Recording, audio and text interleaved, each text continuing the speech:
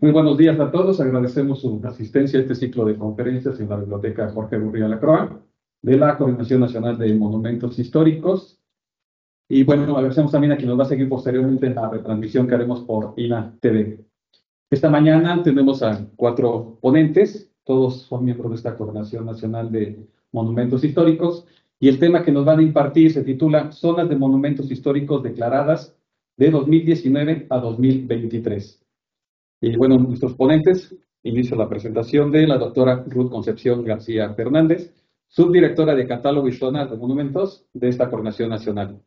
Posteriormente, a la historiadora Isabel Roldán Olmos, especialista en proyectos de declaratorias del equipo de zonas de la Subdirección de Catálogo y Zonas. A la arquitecta Belén Moreno Guevara, especialista en el equipo de zonas de monumentos históricos de la Subdirección de Catálogo y Zonas. Y al doctor Pablo Trujillo García, arquitecto perito, especialista en zonas de monumentos históricos de la Subdirección de Catálogo y Zonas.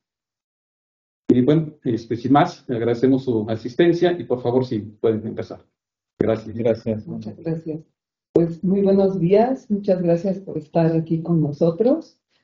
Y el tema que les vamos a presentar pues se refiere a una de las actividades sustantivas que tenemos en la Coordinación Nacional de Monumentos Históricos, que es la elaboración de expedientes para zonas de monumentos históricos. Entonces, nos vamos a centrar en las que han sido declaradas en la presente administración.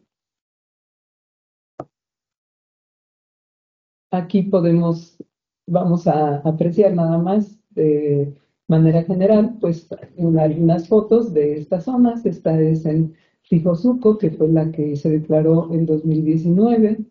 Esta es una foto de El Oro en el Estado de México. Fijosuco es en Quintana Roo. Huichapan, en Hidalgo, y el trazo del ferrocarril mexicano entre Sumidero y Fortín. Bien, pues hablemos entonces de las zonas de monumentos históricos. Vamos a ver en principio pues de qué se tratan, ¿no? Una zona de monumentos históricos pues está conformada principalmente por una poligonal de protección, dentro de la cual hay inmuebles con características arquitectónicas e históricas que consideramos relevantes, y algunos ejemplos pueden ser pues acueductos, puentes, haciendas, parques, plazas y el conjunto de casas que conformen los barrios tradicionales. Esto, pues, son, digamos, la expresión material de toda una manera de vivir de un pueblo, ¿no? Y recoge, además, digamos, pues, todas las manifestaciones inmateriales, como pueden ser, por ejemplo, las artesanías, la danza, la gastronomía, ¿no?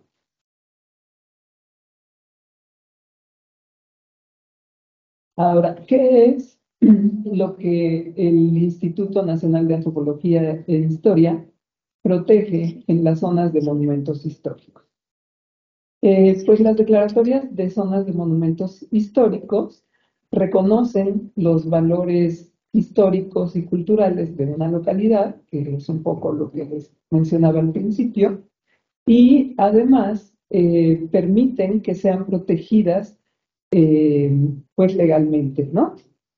Y al mismo tiempo pues conservadas a través de la coordinación que se hace de los diferentes niveles de gobierno para proteger el patrimonio cultural histórico en beneficio tanto de las generaciones actuales como de las futuras, ¿no? Ahora bien, ¿cómo protege el INAH una zona de monumentos? Básicamente, el instituto se aboca a orientar y asesorar a los propietarios de inmuebles en los proyectos de restauración, en obras, otorga también las autorizaciones correspondientes, realiza las inspecciones y las supervisiones necesarias para garantizar y mantener la imagen urbana de la zona y su entorno. Las autorizaciones, pues bueno, van desde la aplicación de pintura, digamos, hasta proyectos ya de restauración mayor, ¿no? Por ejemplo, las obras públicas también, si están si se van a hacer en una zona de monumentos, igualmente requieren de esta autorización. ¿Qué nos dice la Ley Federal sobre Monumentos y Zonas Arqueológicos, Artísticos e Históricos? Que es la que rige básicamente la protección, ¿no? Tanto de monumentos como de zonas de monumentos, respecto de qué es una zona de monumentos. Y la define como un área que comprende ya sea varios monumentos históricos relacionados con algún suceso nacional o la que se encuentre vinculada a hechos pretéritos de relevancia para el país.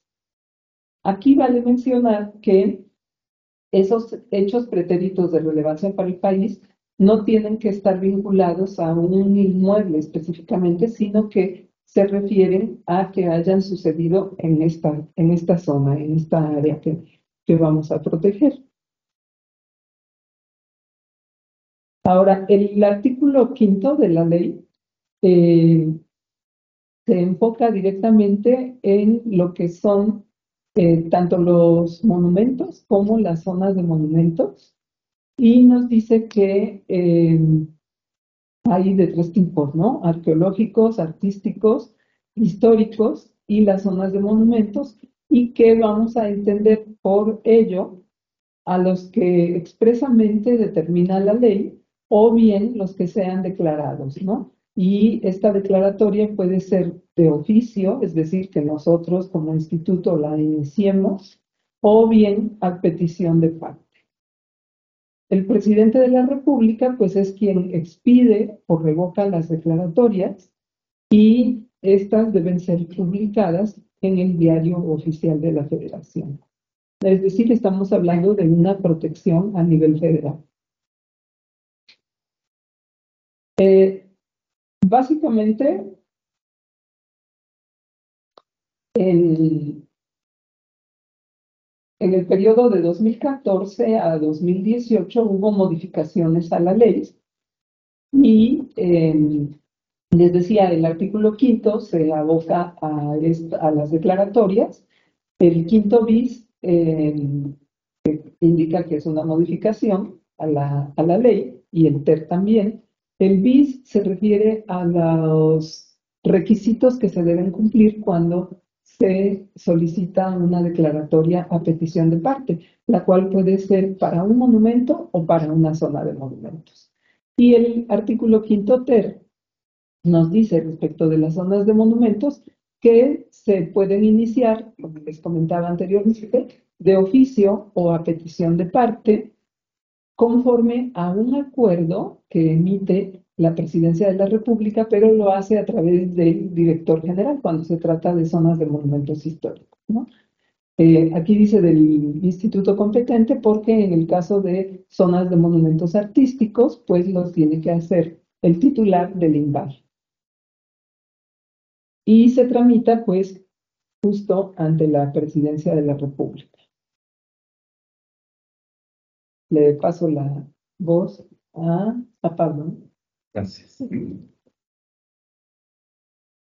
Bien, hablar de zonas de monumentos históricos implica entender que se trata de una política cultural que cada sexenio, desde 1972 que se promulgó la ley federal, se han declarado en cada sexenio diferente número de zonas de monumentos históricos. Estamos hablando de este último sexenio, que es el que está corriendo, digamos, todavía le falta un tiempo y hay 4 declaratorias, ya mencionamos cuáles eran. Y como les mencionaba, estos estudios de zonas de monumentos históricos, con la Ley Federal sobre Monumentos y Zonas Arqueológicos, Artísticos e Históricos de 1972, no deroga las que existen desde los años 30, ya sea por las leyes de 1931 y 1934, que en su momento declararon zonas típicas y tradicionales. Estas zonas típicas y tradicionales siguen siendo vigentes. Hay una declaratoria, por ejemplo, en Xochimilco, en Coyoacán y en Villa Álvaro Obregón, que es San Ángel. Ese es un solo decreto de 3 zonas típicas y tradicionales que siguen siendo vigentes con los perímetros que en su momento se declararon y se publicaron en el Diario Oficial de la Federación. También fueron declaradas zonas típicas eh, las plazas del centro histórico, 3 de ellas: la Plaza de la Constitución, la Plaza de Santo Domingo y la Plaza de Loreto, que todas quedan en lo que es la zona de monumentos históricos del centro histórico de la Ciudad de México.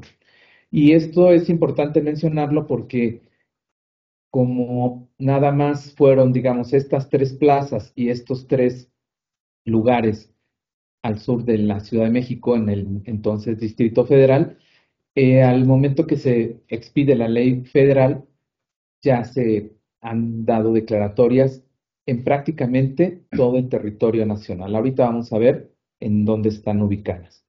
Y hablar, como les decía, de estas declaratorias es hablar de una metodología y de un proceso y los primeros criterios que se establecieron en los años 70 cuando la entonces Dirección de Monumentos Coloniales, después Dirección de Monumentos Históricos, actual Coordinación Nacional de Monumentos Históricos, invitan a participar. En su momento fue el arquitecto Sergio Saldívar, que era el encargado o el director, invita a participar y a crear una unidad de estudio de zonas de monumentos históricos para dar seguimiento a estas declaratorias que establecía esta ley nueva en su momento, que es vigente a la fecha. Invita a Salvador Díaz Berrio, él invita a Olga Oribe Belinguer, también invitan a Francisco Javier Zamora Quintana y a varios jóvenes estudiantes que ahora son compañeros nuestros, que algunos ya se están jubilando y que formaron este primer equipo en Churubusco, y pues ellos han sido los artífices de estas declaratorias que de alguna u otra manera se han ido adecuando y adaptando de acuerdo con esto que les mencionaba. Cada sexenio ha agregado, ha quitado algunas de las cuestiones que conforman un decreto. Un decreto es un instrumento legal que le da certeza jurídica a la declaratoria de zona de monumentos históricos y que está compuesto de varias partes que veremos también a continuación. Y bueno, Salvador Díaz Berrio fue un personaje muy importante que falleció pues hace algunos años. Él representó a México internacionalmente en eventos de conservación urbana y arquitectónica, de los cuales se deriva la doctrina internacional, que ha sido la base a través de la cual el INAH en México ha implementado para la conservación de sitios urbanos, no solamente de monumentos, sino de conjuntos urbanos. Las declaratorias de zonas de monumentos históricos nos han permitido o le han permitido al INAH y a la Federación la protección de áreas, de zonas urbanas, de territorios dentro de las ciudades, que generalmente se trata del origen de las ciudades. También el Salvador Díaz Berrio fundó la maestría en Conservación y Restauración de Bienes Culturales, actualmente en la INCRIM, que antes no se llamaba así, era el Centro Churubusco, y que está allá en Churubusco, en Coyoacán. Y fue asesor de la UNESCO por más de 25 años y gestionó más de 24 nominaciones mexicanas a la lista de Patrimonio Mundial. Es autor de varios libros y artículos sobre temas de conservación y patrimonio cultural urbano. Creo que es menester agradecer a todos ellos que fueron los que iniciaron esta labor de las declaratorias de zonas de monumentos históricos.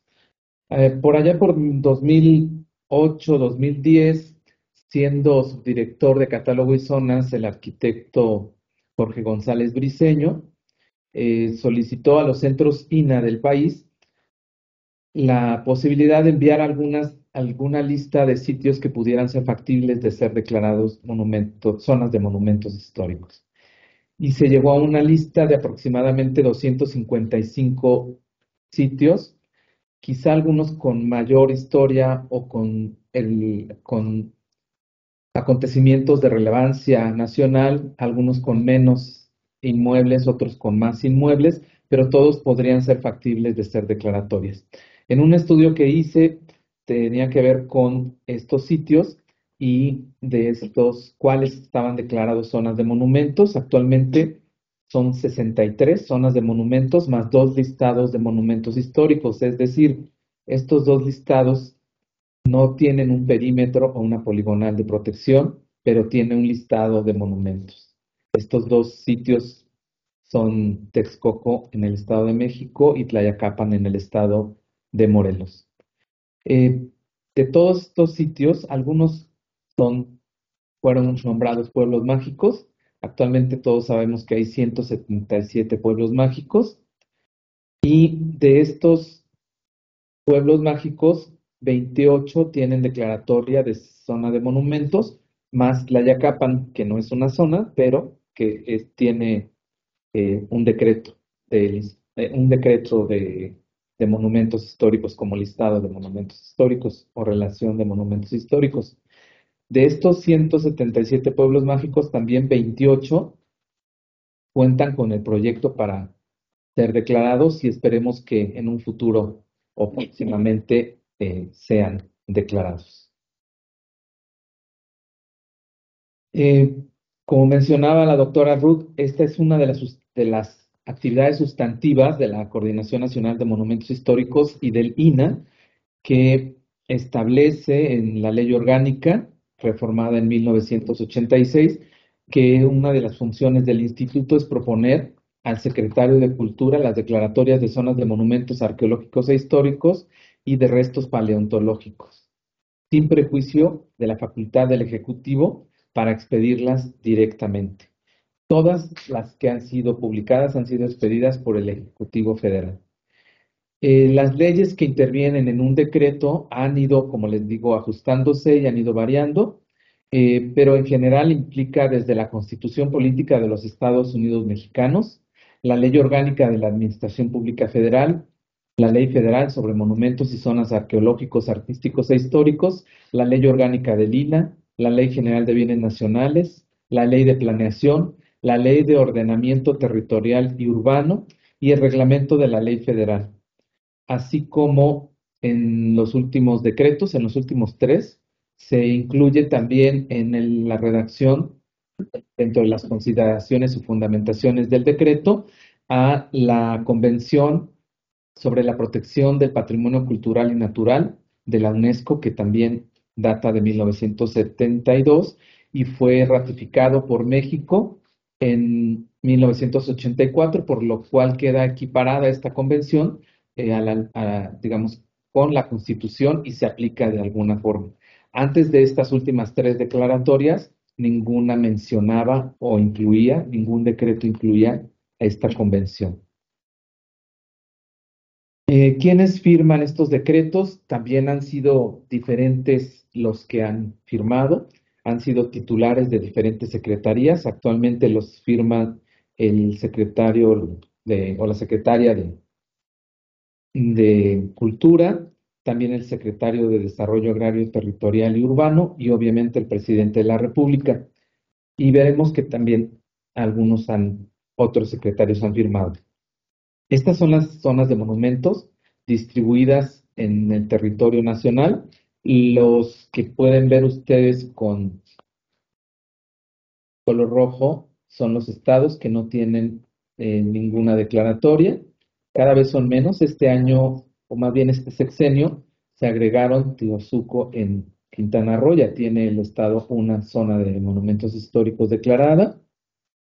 También se agregó una en el Estado de México, que ya tenía 2, tenía Huexotla y el Albarradón de San Cristóbal, Texcoco, que les comentaba que es un listado, y ahora tiene a El Oro de Hidalgo.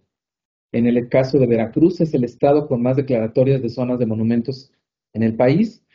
Tiene a Orizaba, Córdoba, Jalapa, Coatepec, Tlacotalpan, que por cierto es patrimonio mundial, Veracruz, ciudad y puerto, y ahora el trazo del ferrocarril mexicano. Esta zona del trazo del ferrocarril mexicano tiene una cualidad que podría ser considerada, de acuerdo con lo que dice la Convención del Patrimonio Mundial de la UNESCO, es un sitio mixto, digamos, es un sitio que tiene que ver con un patrimonio en un enclave natural, del cual dependen los monumentos históricos, y si no, no hubieran podido haberse construido tanto puentes como túneles de la vía ferroviaria. Estos son todas las zonas de monumentos. Va a quedar la- grabada la conferencia. Ah, por cierto, me falta Huichapan en Hidalgo. Es un estado que no tenía una declaratoria, ahora tiene a Huichapan. Va a quedar esto grabado para que lo puedan igual consultar con más calma.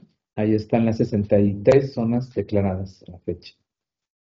Y aquí vemos por sexenio y en porcentaje cuántas zonas declararon cada uno de los presidentes, que vemos desde 1970 a 76, Luis Echeverría Álvarez, y abajo de su nombre tenemos a las secretarías que firmaban estos decretos: la Secretaría de Gobernación, la de Hacienda y Crédito Público, la de Educación Pública y la Secretaría de Patrimonio Nacional. Aquí se agrega la Secretaría de Turismo, el gobierno del Distrito Federal, donde en estos dos sexenios, en el de José López Portillo y en el Miguel de la Madrid, se declararon el centro histórico, Xochimilco, Tláhuac y Milpalta, Coyoacán, Tlalpan y Villa Álvaro Obregón, Azcapotzalco también, son 6 zonas, y en estos casos los firmó el representante del gobierno de la Ciudad de México, actualmente el gobierno del Distrito Federal.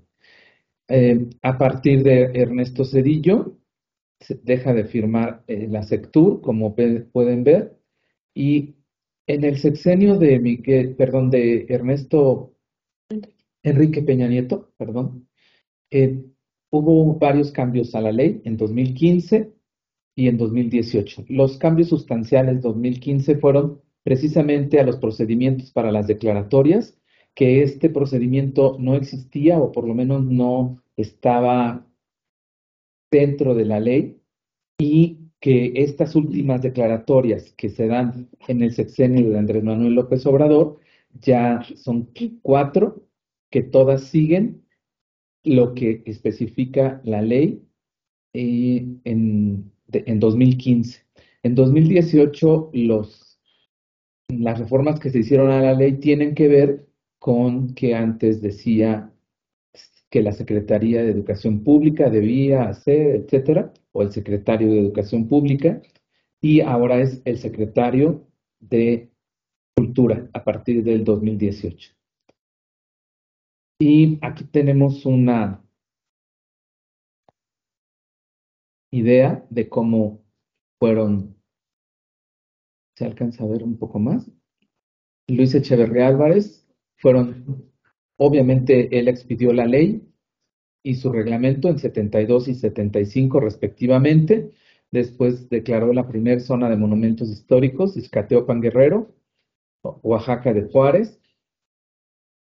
Con José López Portillo se declararon todas estas zonas: Puebla, Ayoxustla, Durango, Centro Histórico de la Ciudad de México, Guanajuato, Dolores, Pozos, San Miguel, todos en Guanajuato, Querétaro y Mérida. En el de Miguel de la Madrid fueron 20 declaratorias de zonas de monumentos. Carlos Salinas de Gortari fueron 10. Ernesto Zedillo Ponce de León fueron 9. Vicente Fox Quesada, creo que también fueron 10. Felipe Calderón declaró solo 2. Cuautla y Real de 14. Enrique Peña Nieto no declaró ninguna. Y aquí están Piosuco Quintana Roo, el Oro de Hidalgo en el Estado de México, Huichapan Hidalgo y el trazo del ferrocarril mexicano en Veracruz en el sexenio de Andrés Manuel López Obrador. Algo que quiero para finalizar mi parte es mencionar que, como les decía, la Convención de Patrimonio Mundial en las últimas 3 declaratorias del Oro, Huichapan y el trazo del ferrocarril ya queda estipulada dentro de estas declaratorias. Y también algo que quería mencionar, que ya lo dije un poco antes, esto de que en 2001 se crea el programa Pueblos Mágicos, y a partir de ahí las declaratorias, digamos que han mermado un poco esta situación, por eso es que de un lado se ven un poco cargadas todas las declaratorias y de repente aquí ya algo sucede, acá lo que les comentaba, las modificaciones a la ley y al procedimiento y estas que ya se han dado con el nuevo procedimiento y varios proyectos que están por ser declaradas. Muchas gracias. Bueno, lo que estábamos viendo ahorita son como ya las declaratorias en sí, pero también queríamos como extender todo el trabajo que lleva antes. O sea, nosotros como cuando vemos la declaratoria, pues solamente es el resultado, ¿no? Pero en realidad es mucho el trabajo que se lleva, es mucho el equipo que participa y es un expediente muy grande. Entonces, ahorita les voy a dar a conocer un poquito cómo es el expediente, cómo está conformado. Bueno, en este caso vamos a ver el expediente de una de las zonas de monumentos que fue declarado en este sexenio, que es el Oro en el Estado de México. Este es el contenido que tiene todo el expediente y como les decía, es parte de un trabajo como muy extenso. En este trabajo sí se puede ver como mejor reflejado todo lo que se hace. Primero vamos a tener, está dividido como en 5 partes. La primera de ellas la tienen todos los expedientes, es en general que son los objetivos de las zonas, la metodología que se lleva y los antecedentes históricos de las declaratorias, que es un poco de lo que nos han compartido anteriormente. Aquí tenemos los objetivos de las zonas, que en general pues es como se busca la protección y la salvaguarda del patrimonio. La metodología que utilizamos, bueno, en esto me voy a como enfocar un poquito más porque es el reflejo de todo lo que se hace para llegar a estos expedientes. Tienen primero una gestión que va desde, que es gestión con los diferentes tipos de gobiernos, ya sean federales, estatales, municipales, algunas instituciones académicas, algunas asociaciones de profesionistas y algunas universidades. También se lleva a cabo un trabajo de gabinete primero, que es una investigación documental, tanto histórica, arquitectónica e urbana. Se lleva primero a hacer como una investigación en bibliotecas, fototecas, se buscan, no sé, diversas fotografías históricas, cartografía histórica para poder definir la traza como la traza histórica. También se buscan, no sé, los planos catastrales, toda la información que podamos ir recabando. Posteriormente ya se hacen trabajos de campo, tanto en la cuestión urbana y arquitectónica como en la cuestión histórica. Se llevan a cabo levantamientos arquitectónicos, levantamientos fotográficos, se hace una investigación histórica sobre los aspectos más importantes, se traza como un perímetro de protección, se ubican todos los monumentos históricos. Posteriormente, otra vez vamos al trabajo de gabinete, donde se hace una clasificación de toda la información que se ha obtenido en campo. Se editan las fotografías, se llenan las fichas del catálogo de monumentos históricos, se hace un análisis tipológico de los monumentos históricos y se hace una cartografía, se hace como un plano base y también se lleva a cabo una monografía del lugar. Posteriormente, ya vamos como a la elaboración ya de lo que es el proyecto, que es el decreto en sí. Este lo componen, más adelante se los voy a ir señalando, está compuesto por un proemio, que es lo que nos mencionaba Pablo, donde se establecen todas las leyes que entran en este decreto, las características, los considerandos que son las características históricas y también las características específicas de la zona, que son urbanas y arquitectónicas, y la descripción del polígono.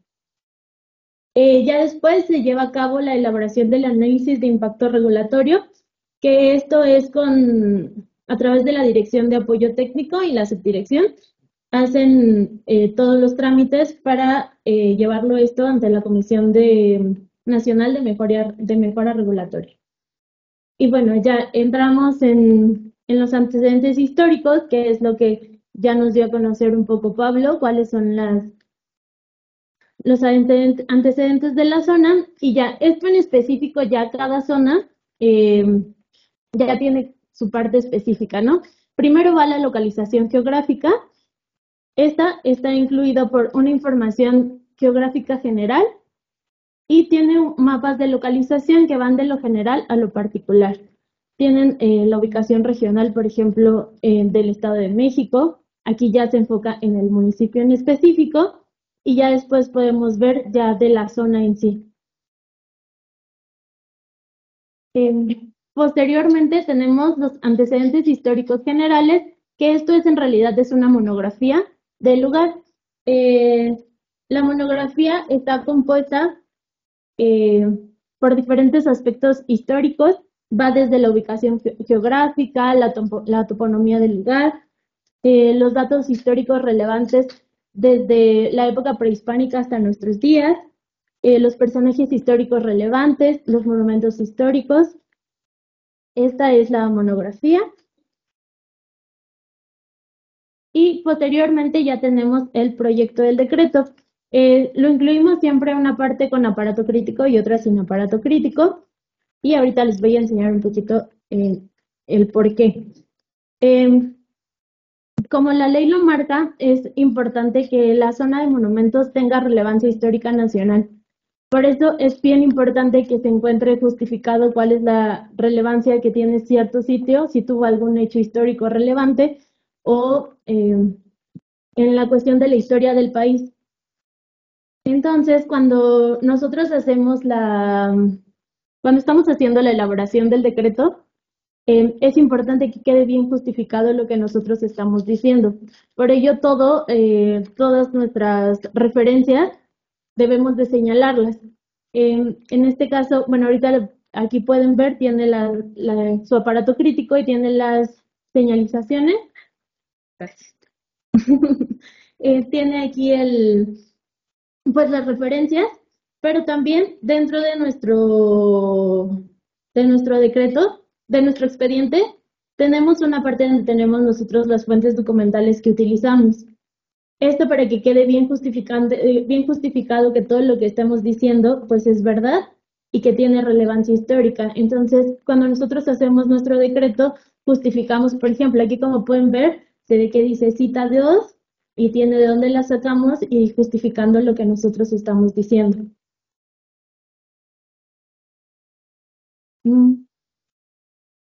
Posteriormente, nuestro decreto tiene la parte,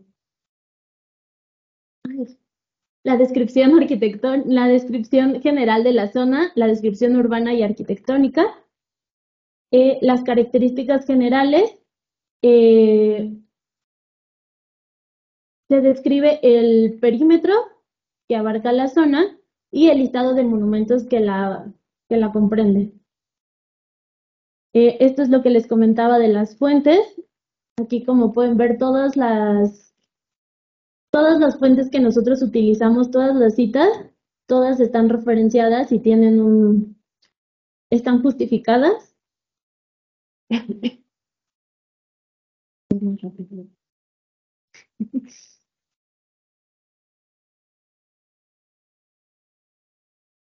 Y posteriormente,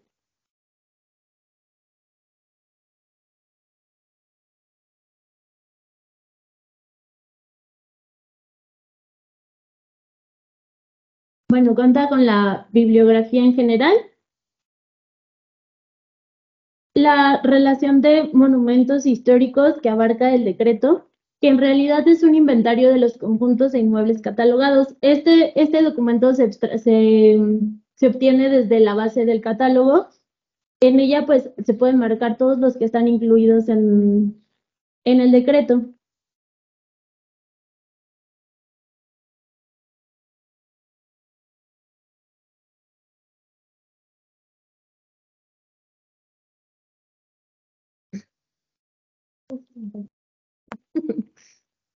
Y posteriormente tenemos el plano de la zona. Este se hace primeramente con se necesita un plano catastral, ya que se tiene que indicar todos los datos como región o manzana y la notificación. Y la traza se hace con un trabajo de campo en el cual se definen los vértices y con ellos se traza la poligonal y esta está georreferenciada. En el plano pues, tiene cada uno de los monumentos históricos, los tiene señalados. Y también debe de contener el cuadro de construcción. Bueno, pues ahora, como bien hemos visto, nosotros podríamos decir que para que una zona de monumentos se nazca, se tienen 3 pasos. El primero es justamente la creación del expediente técnico, como el que acabamos de ver, y posteriormente, ya que se tiene listo este expediente técnico, pasamos a lo que es una primera revisión. En la primera revisión, la Coordinación Nacional de Monumentos Históricos envía el expediente a la Coordinación Nacional de Asuntos Jurídicos para obtener su visto bueno. Este proceso es uno de los más tardados porque justamente aquí es cuando nos hacen las mayores revisiones posibles. Nos solicitan que justifiquemos o que ampliemos algún tipo de información, que corrijamos algún dato, que ampliemos cualquier información que podría estar tanto en el expediente como en el decreto que está dentro del expediente, en el plano o en las fichas de catálogo. Una vez que obtenemos el visto bueno de la Coordinación Nacional de Asuntos Jurídicos, esta coordinación envía el expediente técnico a la Secretaría de Cultura justamente para una nueva aprobación, una nueva revisión. Y finalmente, cuando la Secretaría de Cultura tiene el visto bueno, envía la IR junto con el decreto del expediente técnico a la Comisión Nacional de Mejora Regulatoria, para que tramite el dictamen de mejora regulatoria. Aquí importante es que la IR, que es el análisis de impacto regulatorio, tiene como propósito garantizar que los beneficios de la zona, bueno, del decreto de la zona, sean mayores a los costos que va a provocar. Una vez que la CONAMER analiza el expediente y publica en su página web la declaratoria para su consulta pública, esta consulta suele durar 22 días para recibir las opiniones de la población en general, cualquier observación. Entonces, ya que pasa este periodo y la CONAMER hace su revisión, puede emitir el dictamen final de la propuesta. Cuando nosotros obtenemos ese dictamen final, entonces podría decirse que tenemos como el primer paso, es justamente el primer paso y la base para que todo lo demás, el proceso real, comience. Este proceso que ya es un poco más, ¿sí?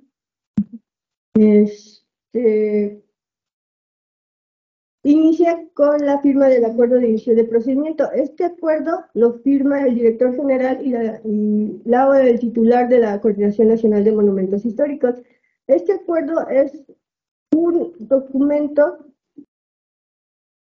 extraído de la información que manejamos en el decreto, en el proyecto del decreto, y en el justamente se extrae la información básica, es decir, los considerandos históricos, los considerandos arquitectónicos y urbanos, las dimensiones de la poligonal, las fichas de catálogo, bueno, los monumentos que están inmersos en la poligonal.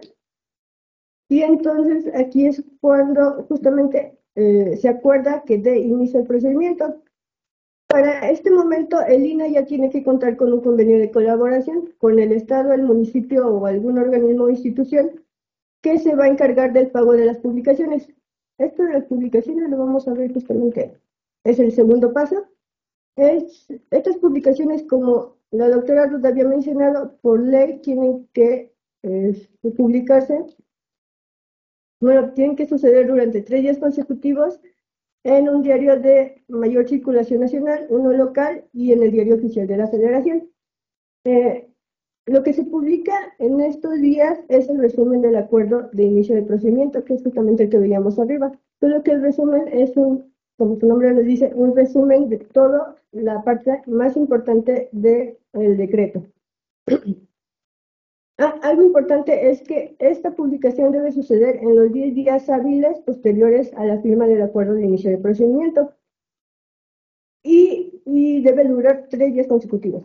Cuando concluyen esos 3 días consecutivos, el INAH puede recibir manifestaciones de la población en general con el fin de recibe manifestaciones, o sea, recibe comentarios, algunas veces recibe aportaciones o quejas. Durante los 15 días podemos recibir cualquier número de manifestaciones y en los 30 días posteriores tenemos que solventar o manejar. Por ejemplo, si llegáramos a tener alguna queja, hay que solventarla. Si llegáramos a tener alguna aportación que involucre directamente el decreto, el plano o las fichas de catálogo, tendríamos que hacer las correcciones o justificar lo que ya habíamos manejado anteriormente. Durante estos mismos 30 días hábiles,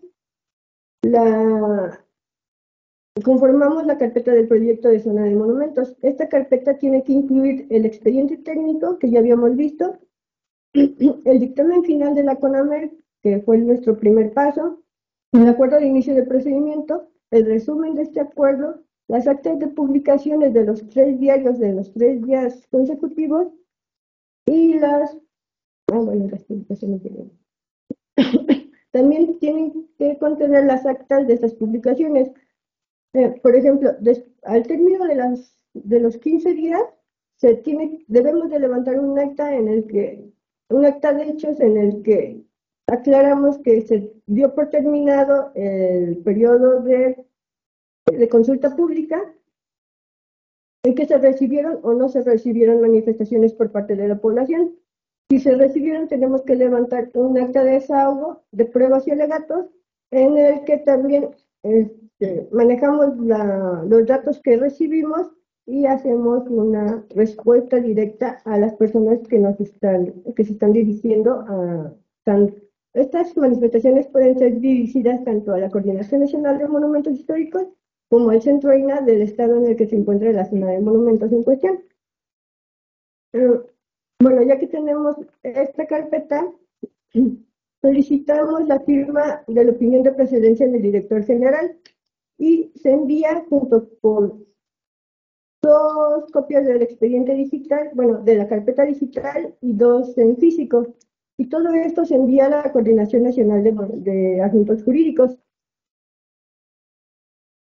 Finalmente, la Unidad de Asuntos Jurídicos es quien recibe de la Coordinación Nacional de Asuntos Jurídicos la carpeta otra vez para su visto bueno y lo remite justamente a la Consejería Jurídica del Ejecutivo Federal.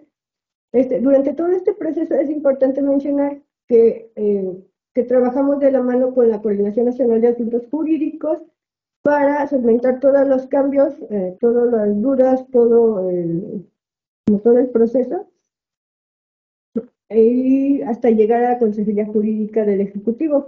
En este proceso también tenemos una nueva revisión en donde se consulta, se solicitan mejoras y se revisa, nos hacen correcciones y entonces el expediente va a tener un ir y venir durante todo este proceso. Aquí algo importante es que la Unidad de Asuntos Jurídicos cuenta con 90 días hábiles para revisar y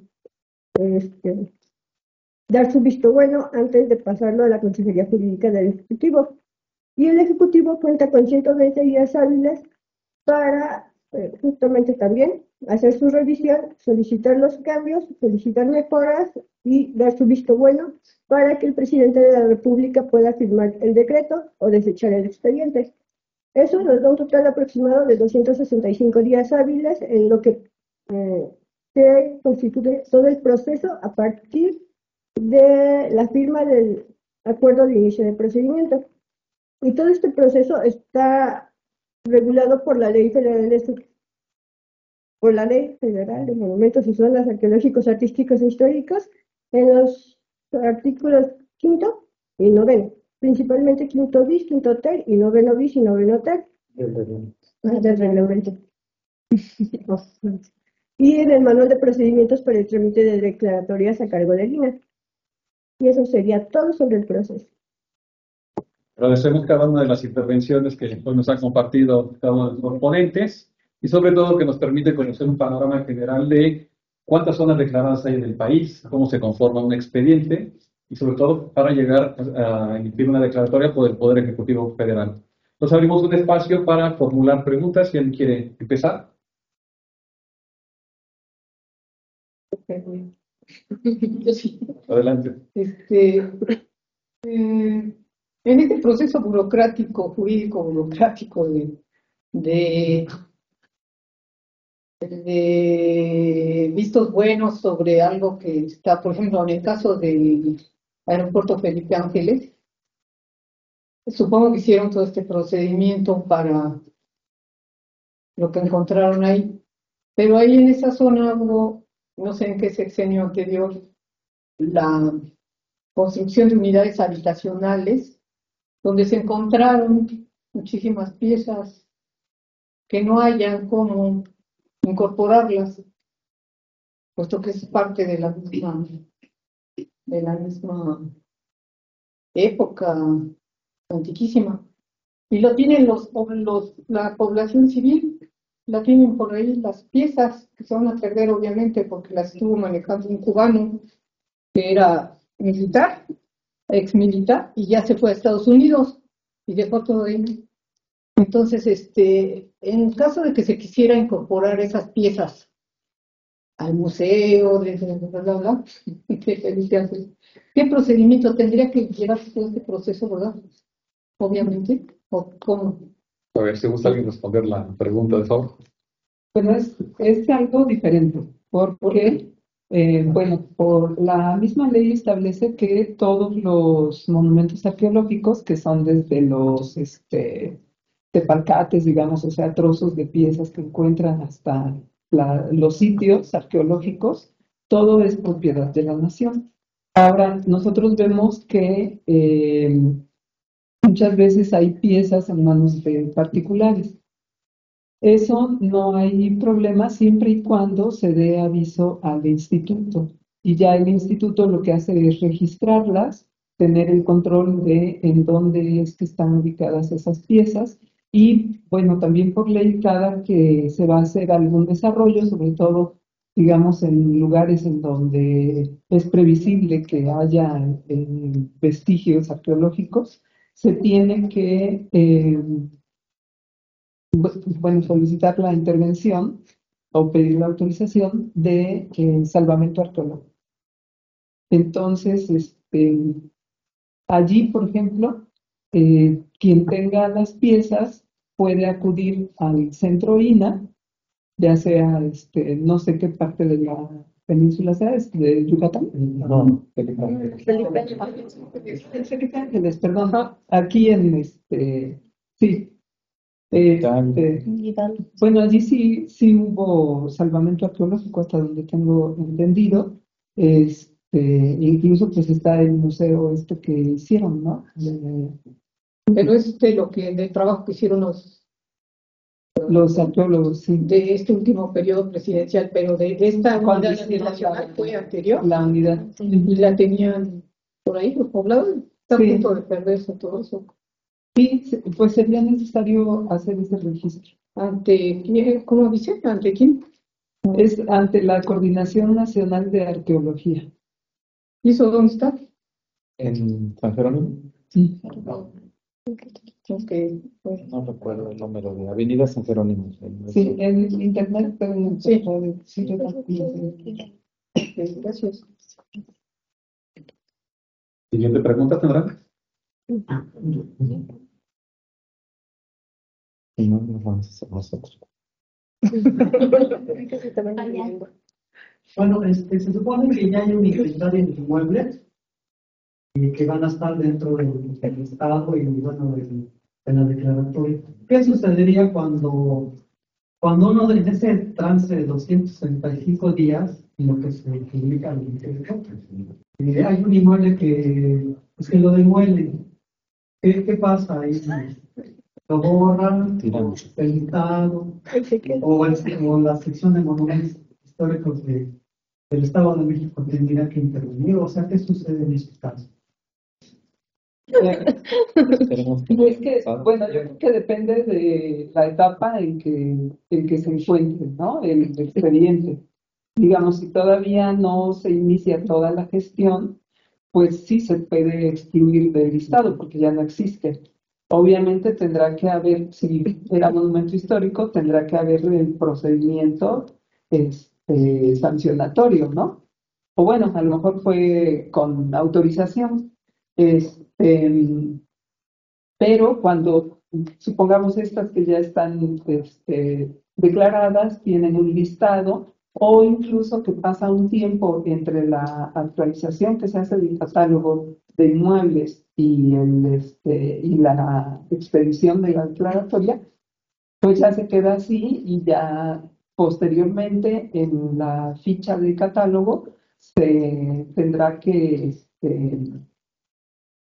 asentar que es un inmueble perdido, es un monumento histórico perdido. Bueno, yo creo que la pregunta es muy pertinente precisamente porque es demasiado reciente la aplicación de este procedimiento. Eh, pero estos 265 días hábiles que acaban siendo casi un año, agregando estos días feriados, digamos, o fines de semana, nos indica que al momento en que se publica el acuerdo, que es lo primero, es prácticamente el decreto lo que se está publicando para que en 15 días hábiles, que son 3 semanas, alguien pueda en un momento dado inconformarse. A partir de esa publicación, prácticamente ya está declarada la zona. Entonces, esperemos que de esa publicación de la publicación del acuerdo a la publicación del decreto, no suceda una pérdida de esa naturaleza. Sin embargo, también el periodo que se me señala son periodos máximos. O sea, son 90 días, 120 días, pero a veces ha sucedido menos. Yo no he contado, no sé si tengamos el dato de, por ejemplo, en el oro, cuando se publicó el acuerdo y cuándo fue declarado, pero no ha pasado todo un año, digamos, ¿no? Pasan meses y ojalá que no suceda, pero creo que es pertinente la pregunta para que lo podamos analizar en un momento dado qué podría suceder en eso, pero creo que quedaría como patrimonio perdido. También me parece súper importante la relevancia que adquiere el catálogo, porque antes, digamos que el catálogo iba por un lado y en la zona por otro, aunque de alguna manera desde los años, ¿qué será? 2008 o un poco antes, con Jorge González Briceño se iba trabajando de la mano, aunque no existía esta como faceta, llamamos, o esta fase donde actualmente los últimos decretos han salido ya con las fichas, con el número de la ficha, ya no es un inventario como tal, ya queda la ficha de catálogo, se puede seguir trabajando, modificando, agregando la información que se tenga, si se tuvo acceso, si hubo alguna preexistencia, si se encontró algo, y en un momento dado, creo que sí, el catálogo ha tenido esta relevancia dentro de las zonas, a partir de que ya no es solamente el domicilio lo que se pone como antes en las anteriores declaratorias, sino que ahora se agrega el número de la ficha, su identificación plena, si es de un conjunto o si es de un inmueble, y creo que por eso es relevante la pregunta que haces. Adelante, Juan. Buenos días. Supongo que en este catálogo se han considerado todos los puntos que están como patrimonio de México, como Templo Mayor, como Teotihuacán. Ajá. Pero hay algunos puntos mismos de Teotihuacán que ya son considerados como patrimonio mundial. Es así, están considerados dentro de este catálogo. ¿Y quién hace para que pueda ser a nivel mundial? ¿Quién solicita que ese lugar, que ese sitio sea considerado mundial? Bueno, vamos a dividir la pregunta en dos partes. La primera la contestaría yo. Hay dos situaciones. La ley federal sobre monumentos y zonas arqueológicos, artísticos e históricos nos da competencia al INA y al Instituto Nacional de Bellas Artes y Literatura. Para la parte paleontológica, arqueológica e histórica, es competente el INA. Entonces, la pregunta que usted menciona sobre dos zonas arqueológicas, que son Templo Mayor y Teotihuacán, tienen decretos federales como zonas de monumentos arqueológicos cada uno. Y están inventariados, catalogados, registrados los monumentos arqueológicos en la parte de arqueología, por parte de arqueología, por la Coordinación Nacional de Arqueología, la que comentamos que está en el sur de la ciudad, en San Jerónimo, en la avenida San Jerónimo. Y la otra parte que menciona, es que en el caso del centro histórico de la Ciudad de México, que tiene un perímetro A, un perímetro B, dentro del perímetro A hay una declaratoria federal de zona de monumentos arqueológicos del Templo Mayor. Cada uno tiene su competencia y de alguna manera se traslapan, y hay un consejo de monumentos históricos y un consejo de arqueología que en un momento dado tendrían que involucrarse para tomar alguna decisión respecto de un inmueble histórico que se encuentre sobre los vestigios del Templo Mayor o de Tenochtitlan. Hasta ahí dejaría yo la primera parte, nada más para aclarar que le corresponde al INA ambos, pero que son distintos. Y la parte de Patrimonio Mundial, ¿quién la lleva? Bueno, en el instituto hay una dirección de Patrimonio Mundial que son quienes se encargan, digamos, de promover los expedientes ante la UNESCO, ¿no? Y también tienen que pasar todo un proceso de análisis de acuerdo a los criterios por los cuales se quiera inscribir. La UNESCO tiene varios criterios de inscripción de Patrimonio Mundial. Y de acuerdo a esos criterios, tienen especialistas que hacen el análisis y ya deciden si se declara Patrimonio Mundial o no. Gracias. Adelante. El proceso de historia de zona, ¿cuál consideran ustedes que es el paso más complicado y cómo podrían ustedes en su trabajo empezarlo, así como un poquito deseando, ¿no? Porque considerando que se tiene un listado amplio de proyectos de zona de monumentos, pues ustedes muy bien qué es lo que estamos, ¿no? De hecho, que no hubiera, que estuvieran ya todos detectados. A mí me parece que cuando mencioné precisamente todas las leyes que intervienen para una declaratoria, desde la Constitución política, el tratado internacional que puede ser la Convención de la UNESCO, y así hasta la ley orgánica del INA, hay otras dos leyes que están súper metidas en una declaratoria, en el proceso de la declaratoria, y no aparecen en el decreto. Sin embargo, desde 1994 a 97, la SECOFI, que no sé cómo se llame ahora, SECOFI era Fomento Industrial o algo así, Secretaría de Comercio, Fomento Industrial y todo lo que tenga que ver con economía, se involucró en esto. Ese es tema como de otra plática, nada más quiero resumir que a partir de los 90, ahora sí que dirían los que saben, que tienen otros datos, el periodo neoliberal, entra la ley de mejora regulatoria, no recuerdo si es ley federal de mejora regulatoria o ley general, y la ley general de procedimiento administrativo, por la cual todos los actos de gobierno, como es emitir un decreto de declaratoria, tienen que elaborar en su momento a partir de la Comisión Nacional de Mejora Regulatoria, hoy era COFEMER, hoy es CONAMER, antes era federal, ahora es nacional, y se emitía la manifestación de impacto regulatorio, que ahora es análisis de impacto regulatorio, y tiene que ver con todos los trámites y procedimientos a los que una declaratoria de zona de monumentos, entre otras cosas, normas oficiales mexicanas y otras cosas, otros instrumentos, digamos, que tienen que ver con lo que las personas, los propietarios, tienen que hacer ante el gobierno, como por ejemplo pedir una licencia para restaurar un inmueble o X. Y todo esto, para mí, en mi punto de vista, es lo más complicado.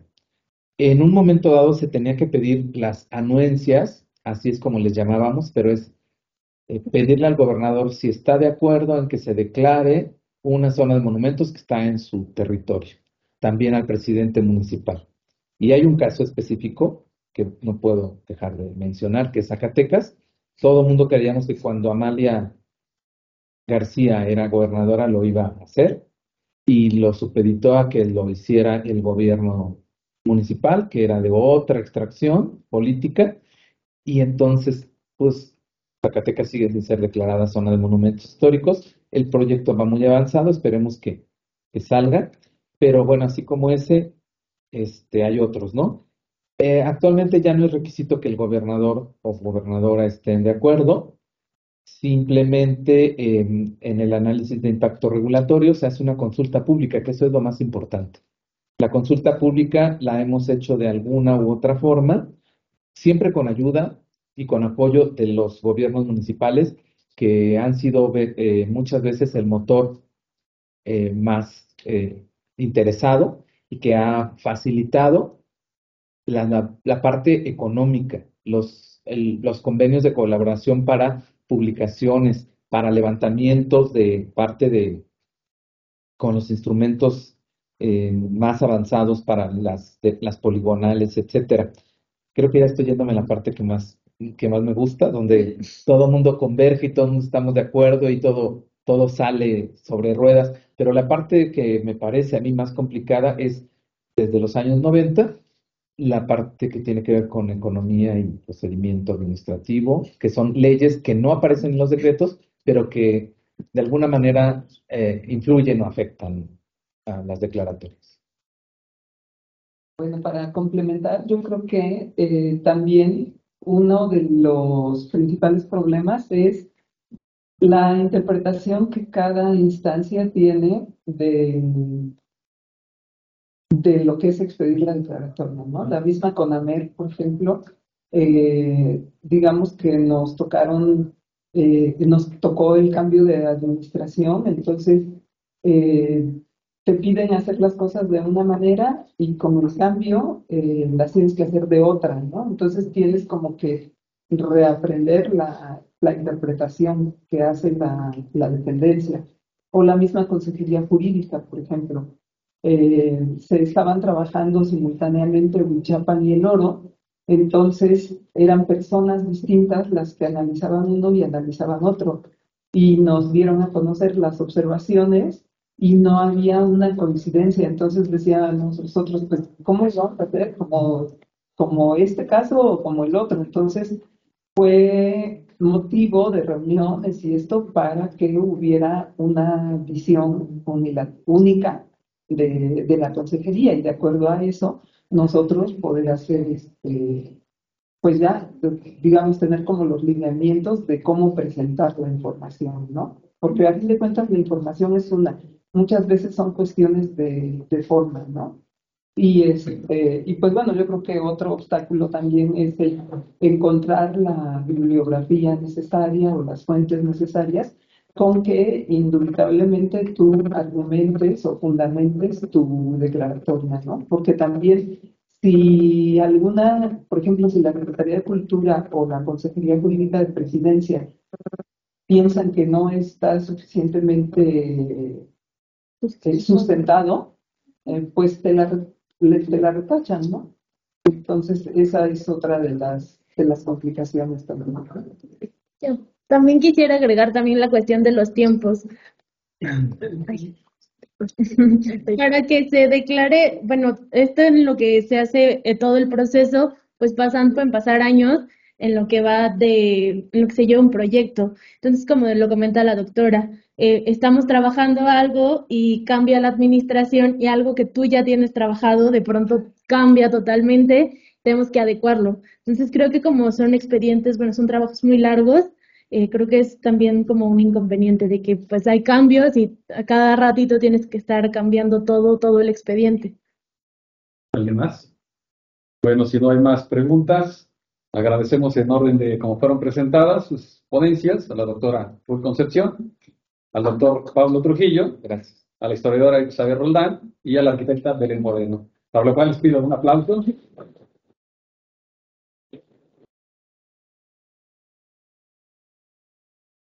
Y sobre todo agradecer a cada uno de ustedes por su asistencia a este ciclo de conferencias en la Biblioteca Jorge Gurría Lacroix y sobre todo a la gente que nos siguió por INATV. Que tengan muy buen día. Gracias. Muchas gracias.